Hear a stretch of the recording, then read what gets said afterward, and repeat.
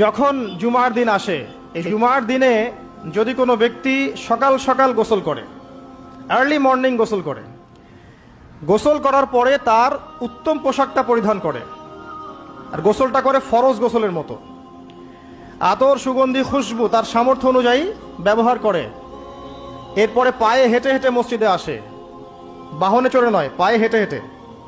যদি আপনি অনেক দূরে থাকেন সেটা আলাদা কথা।